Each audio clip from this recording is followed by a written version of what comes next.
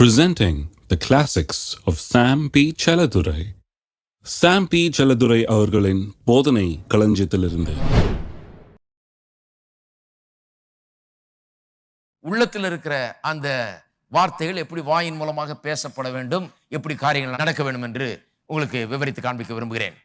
முதலாவது காரியம் என்னன்னா, மனுஷனை தேவன் சில காரியங்களை தெரிந்து கொள்ளக்கூடிய ஆற்றல் மட்டுமல்ல, தெரிந்து கொள்ளக்கூடிய உரிமையும் உடையவனாக தேவன் உண்டாக்கி இருக்கிறார்.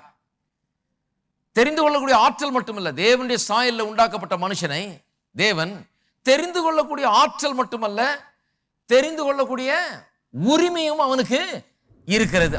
நான் ஜீவனையும் மரணத்தையும் ஆசீர்வாதத்தையும் சாபத்தையும் உனக்கு முன் வைத்தேன் என்று உங்கள் மேல் வானத்தையும் பூமியும் இன்றைக்கு சாட்சி வைக்கிறேன். மறுபடியும் சொல்றாரு பாருங்க, ஜீவனையும் மரணத்தையும் ஆசீர்வாதத்தையும் எது வேணுமோ தெரிந்து கொள்ளலாம். நீ சாய்ஸ் இருக்குது.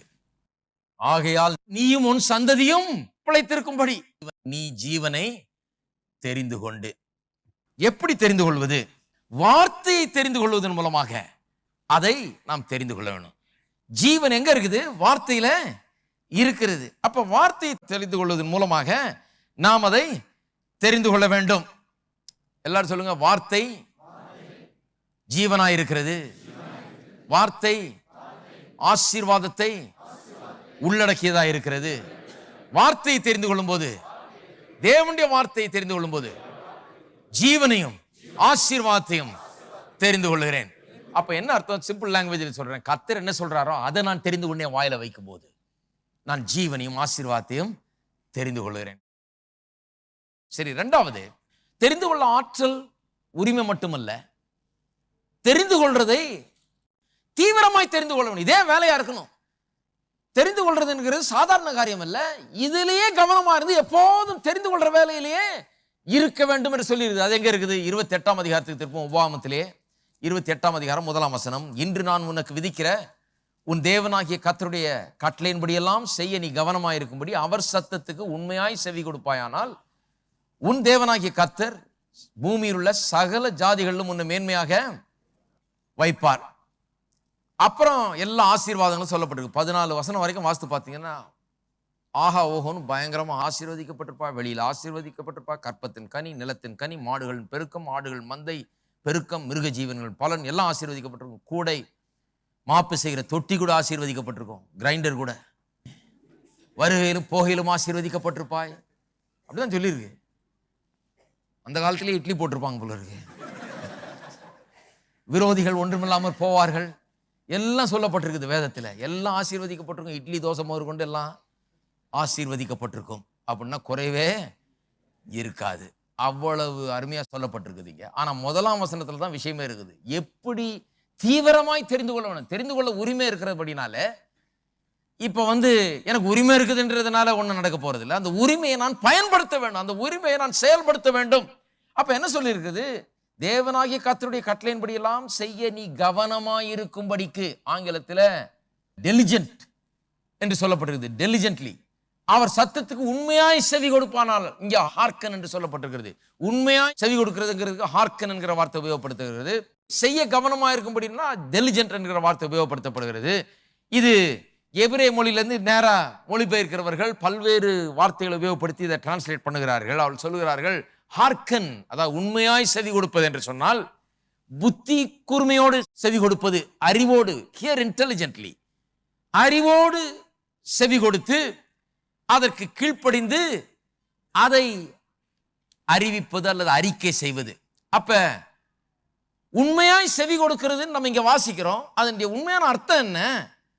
ரொம்ப புத்தி கூர்மையோடு அதை கேட்டு அதற்கு கீழ்ப்படிந்து அதையே நானும் வாயினாலே அறிக்கை செய்ய வேணும். அப்ப உண்மையாய் செவி கொடுப்பாயானால்ன்றதுக்கு பதிலாக இப்படி வாசிக்கலாம், அவர் சத்தத்துக்கு உண்மையாய் கூர்மையாய் செவி கொடுத்து அதற்கு கீழ்ப்படிந்து அவர் சொல்லுகிறதையே சொல்லும் போது, அப்படிதான் வாசிக்கிறாங்க. அப்புறம் டெலிஜென்ட்லி என்ற வார்த்தை கட்டளையின்படி எல்லாம் செய்ய கவனமா இருக்கும்படின்னு சொல்றாங்க. அதனுடைய அர்த்தம் என்னவென்றால், எபிரேய மொழியிலிருந்து அவங்க சொல்றாங்க, Holi, far, fast, completely, louder and louder what God has said. அதாவது இவளை இப்படி செய்ய நீ கவனமா இருக்கிறதுன்னு சொன்னா, டெலிஜென்ஸ் என்று சொன்னால் என்ன அர்த்தமாம்? ஆள் சொல்லுகிறார்கள், டெலிஜென்ஸ் சொன்னா கேட்கிறப்ப அதை ரொம்ப முழுமையாய் கேட்டு அதை முற்றிலுமாய் ஏற்றுக்கொண்டு வர வர இன்னும் அதிகமாய் சத்தமாய் தேவன் சொன்னதையே சொல்லி கொண்டிருக்க வேண்டும். அப்படிதான் அங்க சொல்லப்பட்டிருக்குது. இன்று நான் உனக்கு விதிக்கிற தேவனாகிய கர்த்தருடைய கட்டளையின்படி எல்லாம் செய்ய நீ கவனமாயிருக்கும்படி என்று சொன்னால் அதை கேட்டு அதை அதிகமாய் நாளுக்கு நாள் அதிகமாய் இன்னும் சத்தமாய் அதை சொல்லி அந்த சத்தத்துக்கு கூர்மையாய் செவி கொடுத்து அதற்கு கீழ்ப்படிந்து அதையே நீ சொல்லுவாயானால் இதெல்லாம் உனக்கு பலிக்கும் என்று சொல்லப்பட்டிருக்கிறது. அப்போ பாருங்க, எவ்வளவு தீவிரமா இருக்க வேண்டியது இந்த வேலையில். சும்மா கேட்டா பத்தாது, நான் ரொம்ப தீவிரமாக கேட்க வேணும், ரொம்ப கூர்மையோடு கேட்க வேணும், கவனமாக செலுத்த வேணும். அதில் சும்மா கேட்டா பத்தாது, கவனமா இருக்க வேணும். அதில் கவனமா இருக்கிறதுனா நான் ரொம்ப ஆழமாக அதை கேட்டு ரொம்ப இன்னும் அதை வாயில வைத்து நான் அதிகமாய் அதை பேச வேண்டும். அப்ப ஜனங்க சொல்றாங்க இல்லையா, கர்த்தருடைய சித்தமானாலும் அது எனக்கு நடக்கட்டுங்க அப்படின்னு. கர்த்தர் சொல்றாரு, உனக்கு என்ன சித்தமோ அதுதான் என்னுடைய சித்தம். நம்ம என்ன சொல்றோம், அவருக்கு என்ன சித்தமோ அதான் என் சித்தம்ன்றோம். அவர் சொல்றாரு, உனக்கு என்ன சித்தமோ அதான் என்னுடைய, நான் சித்தத்தை சொல்லிட்டேன், நீ என்ன பண்ணணும், இப்போ என்னுடைய சித்தத்தை நீ தெரிந்தெடுத்து கொண்டு உன்னுடைய சித்தமா அதை ஆக்கி கொள்ள வேண்டும்.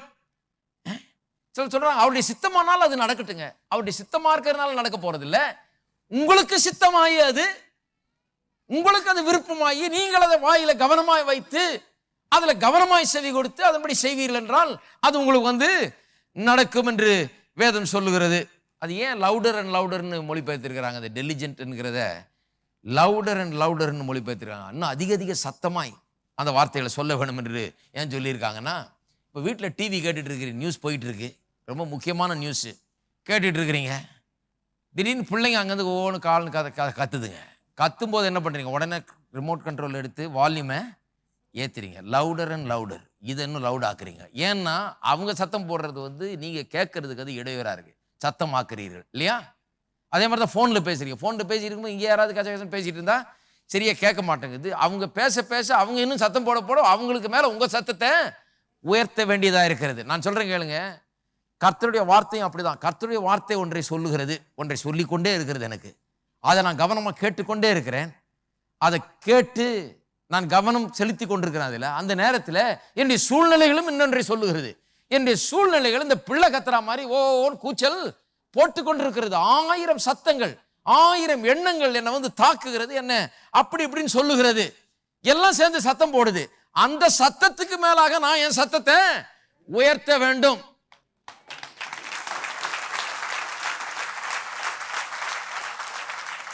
அப்ப எவ்வளவு கவனமா இருக்க வேண்டியது பாருங்க. நான் ஏதோ சும்மா வசனத்தை எடுத்து நான் வாசித்துட்டா போதாது, அல்லது அதை கொஞ்சம் தியானம் பண்ணிட்டா போதாது, கவனமா இருக்க வேண்டும். ஏனென்றால் இதோடு கம்பீட் பண்ணுகிற, போட்டி போடுகிற சத்தங்கள் பல இருக்கிறது. இது என்னுடைய வெற்றியை பற்றி பேசுகிறது, ஆனால் 1000 சத்தங்கள் எனக்கு தோல்வி என்று சொல்லுகிறது. இது என்னுடைய சுகத்தை பற்றி பேசுகிறது, ஆனால் 100 சத்தம் இல்ல உனக்கு வியாதி என்று சொல்லுகிறது. இது எனக்கு நன்மையை சொல்லுகிறது, எனக்கு தீமையை அறிவிக்கிற 1000 சத்தங்கள் 1000 இடத்துல இருந்து எனக்கு உண்டாகிறது. அப்ப அந்த போட்டி போடுகிற சத்தங்களுக்கு எல்லாவற்றுக்கும் மேலாக இந்த வார்த்தையின் சத்தத்தை நான் உயர்த்த வேண்டும். அப்பதான் நான் கவனமா இருக்கிறேன்னு அர்த்தம். இருக்கீங்களா? எத்தனை பேருக்கு தெரியும் போட்டி போடுதுன்னு? நம்ம என்ன பண்றோம், வசனம் ஒண்ணு சொல்லுது, இதுக்கு போட்டியா 4 சத்தம் வந்துச்சுன்னா அப்படியே அமுங்கிடுறோம். நம்மளும்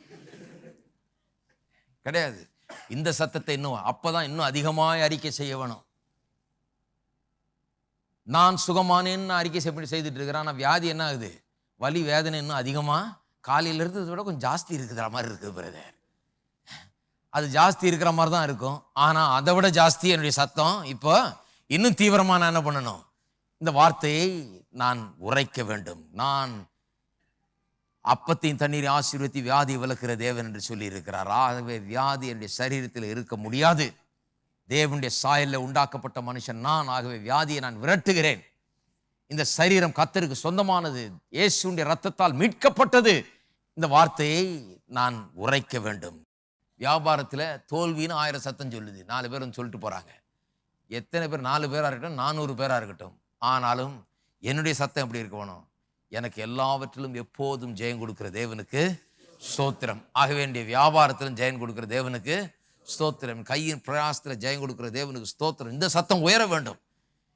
சூழ்நிலையின் தாக்குதல் அதிகமாக ஆக தேவனுடைய வார்த்தையின் பேர்ல நம்ம சார்ந்திருப்பது இன்னும் அதிகமாக வேண்டும். தேவனுடைய வார்த்தையை ஏற்றுக்கொள்வது, அதை வாயில வைப்பது, அதை பேசுவது இன்னும் தீவிரமாக இருக்க வேண்டும். ஏனென்றால் வார்த்தை தெரிந்து கொள்ளும்படி, அதை வாயில வைக்கும்படி, அதை பேசும்படி, அதன்படி எல்லாவற்றையும் பெற்றுக்கொள்ளும்படி உண்டாக்கப்பட்டவர்கள் நாம். ஆகவே அதுல தீவிரமா இருக்கணும். அதை செஞ்சோம்னா கண்டிப்பா நமக்கு அது உண்டாகும் இல்லையா? அப்ப அதை தீவிரமாய் செய்ய வேணும். எத்தனை பேர் நிச்சயமா கர்த்தருடைய வாக்குத்தத்தங்கள்லாம் எனக்கு அப்படியே உண்டாயிருக்க வேண்டும் என்று விரும்புறீங்க? உண்டாயிருக்க வேணும்னா நிச்சயமா செய்யணும். அதை செய்தால்தான் அது உண்டாகும். சரி, அப்ப எத்தனை சத்தம் கேட்டாலும் தேவனுடைய வார்த்தையின் சத்தம் தான் நமக்கு பெருசாய் இருக்க வேண்டும். சரி, முதல்ல தெரிந்து கொள்ளக்கூடிய ஆற்றல், அது மட்டுமல்ல உரிமையும் மனுஷனுக்கு உண்டாயிருக்கு. ஆகவே அவன் தெரிந்து கொள்றது தான் அவனுக்கு உண்டாக போகிறது. ரெண்டாவது, அவன் அதை தீவிரமாய் தெரிந்து கொள்ற வேலையில இருக்கணும். தீவிரமா, கவனமாய், ரொம்ப இதோடு தெரிந்து கொள்ள வேண்டும். அதை